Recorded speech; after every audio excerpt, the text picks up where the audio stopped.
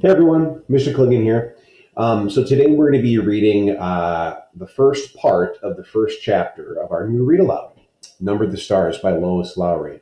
Now, if you haven't already, you'll want to go back and complete the assignment that was introducing the story, because this is historical fiction, which means it was set in a different time and in a different place.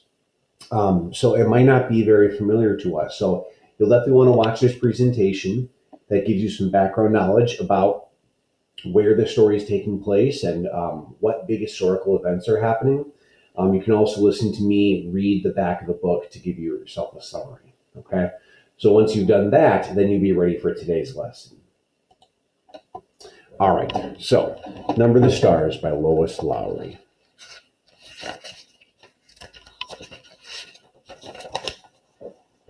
Chapter 1. Why are you running?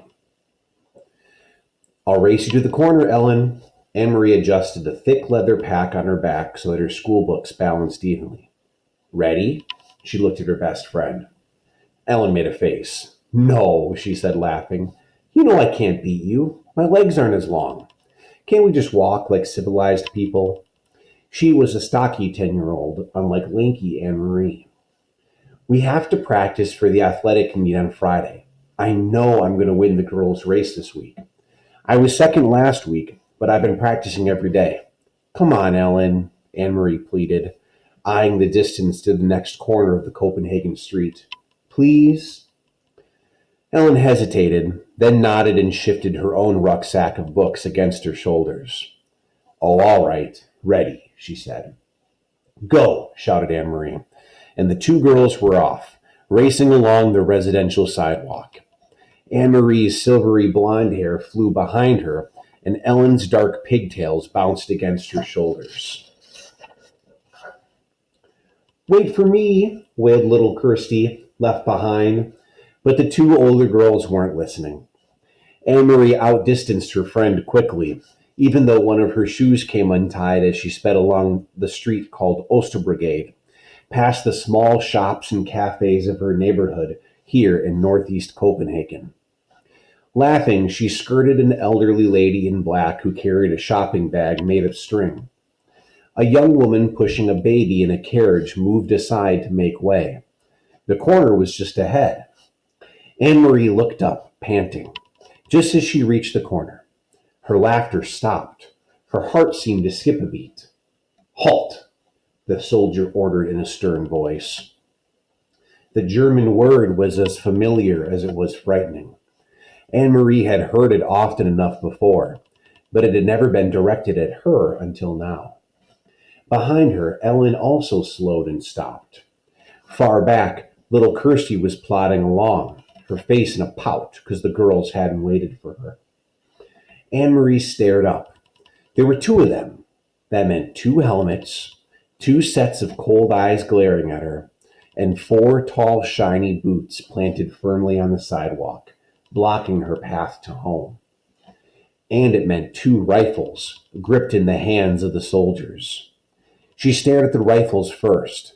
Then finally, she looked into the face of the soldier who had ordered her to halt. Why are you running? The harsh voice asked. His Danish was very poor. 3 years, Anne Marie thought with contempt.